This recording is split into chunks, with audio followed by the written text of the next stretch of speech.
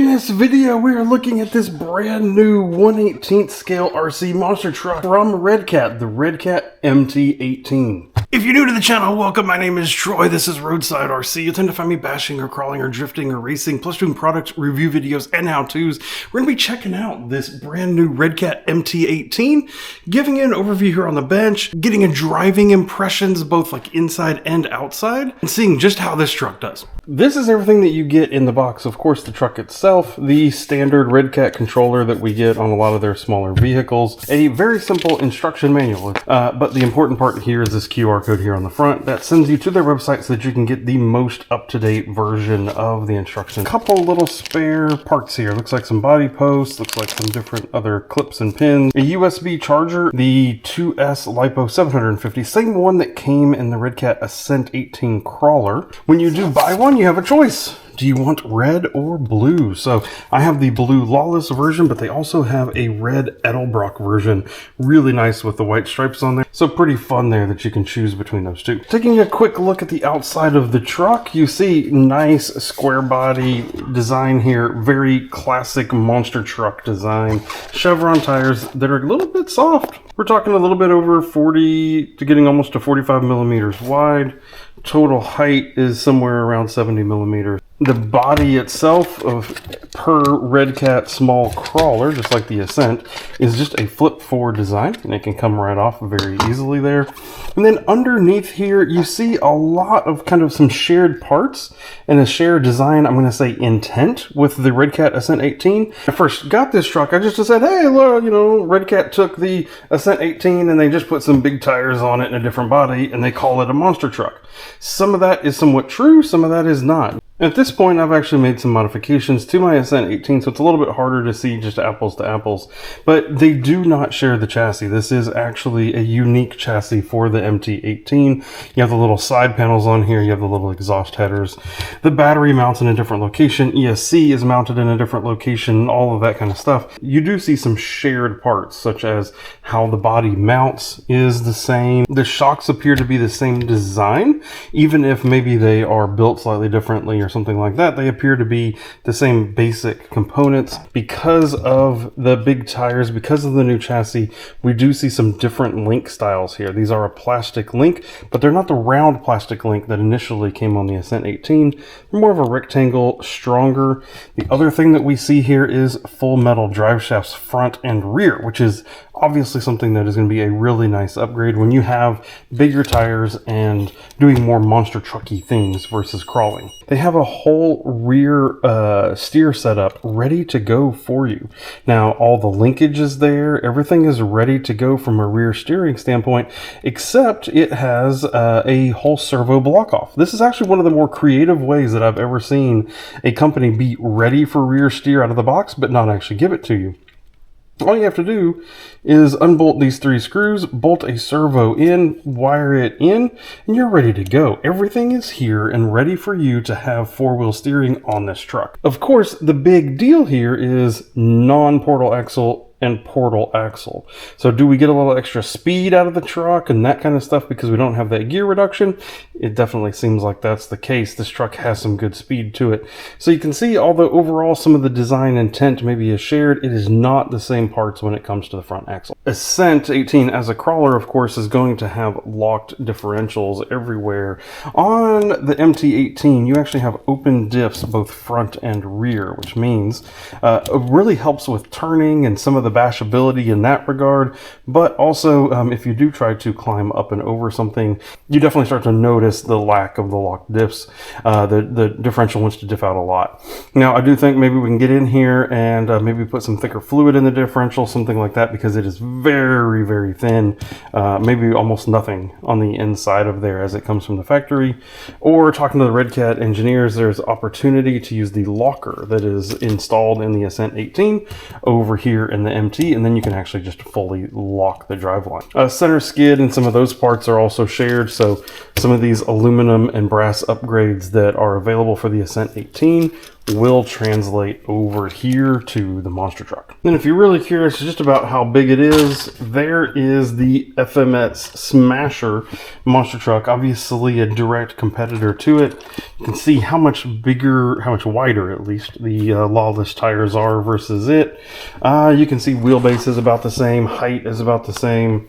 Clearly very direct competitors here in this small monster truck market. But obviously you'd be concerned about the price. The FMS Smasher is kind of in that mid $150, $140, $150 range. The Traxxas is up there about $200.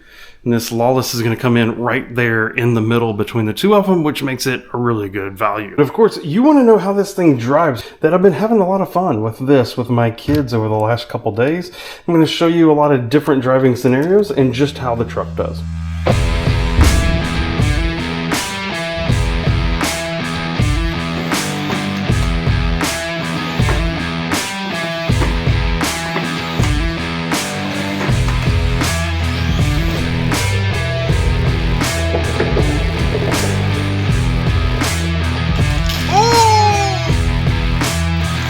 Oh, it will. Oh, it will.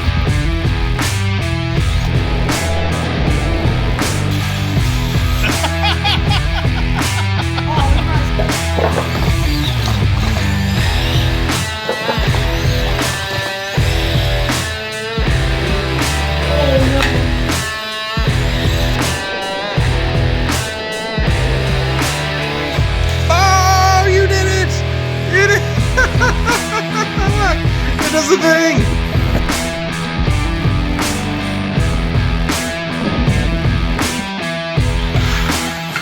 Oh yeah. Oh.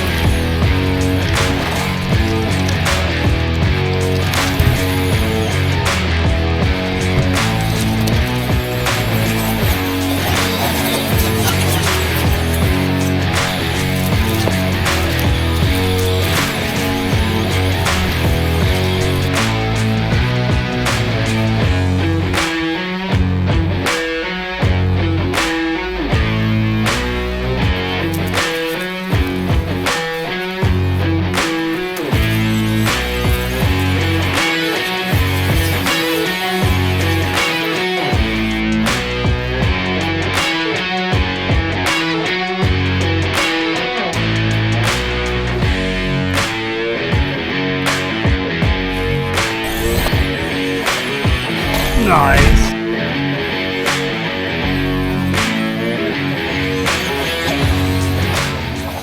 All right, so to determine exactly how fast the Lawless is, we're gonna race it against an 11-year-old. We're gonna go from here, we're gonna go to the second speed bump and then back. First one back to the arrow wins. 3, 2, 1, go. I think he jumped on me. Yep, all right, so he appears to be jogging faster than the Lawless. The real deal here is, will he get tired before? Do I need to cheat? Should I just go ahead and cheat right now? Yep, we're cheating. All right, we're cheating. We're cheating. Let's see. All right, I went ahead and I cheated. Let's see, will he beat me on the way back? Is he gonna get too tired on the way back? Let's see. Can he beat it? Can he beat? Oh, he still beat it. I cheated. He still beat me. Good job, sir. Good job. Kudos to beating the truck even though it cheated. We've taken this truck to construction sites. We've bashed it at a school parking lot. We've run it around the inside of my garage and raced it on a faux monster truck course there. We've played with it in the house. We've done all sorts of stuff, and it has absolutely taken every last bit of it. It is now definitely dirtier than it was before when we started. It needs a little bit of a bath, as it turns out. But it is withstood everything. We have literally crashed it, bashed it, done everything. It has not broken. I honestly feel that Redcat has come up with a very good kind of speed power ratio for this truck.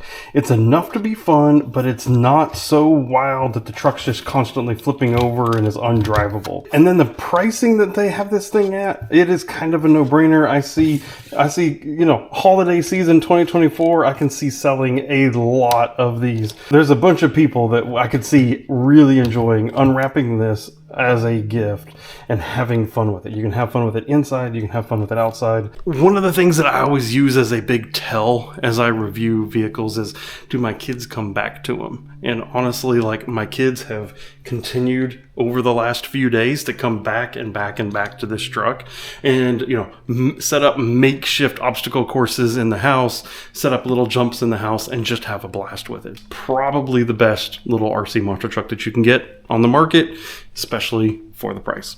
But I want to do more with this truck. I am curious about, if we lock the diffs, just how will it drive if we lock those diffs?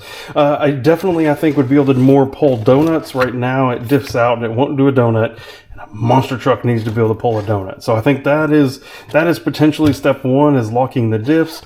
I also want to do a discrete head-to-head comparison video with the Max Smasher, and if I can get my hands on it, the Traxxas TRX4 MT as well, and really do. So if you're interested in that, let me know down in the video comments. If you want to see the head-to-head comparison, spec to spec, driving to driving, what the results are, let me know down in the comments, and maybe I'll try to make that happen. Yeah, and if you have any questions about the Lawless, leave them down in the comments, and I will try to answer all that I can. And as I do more videos with it, there'll be a playlist that pops up over here to your right where you can see more videos of this truck. Thank you for watching, and goodbye.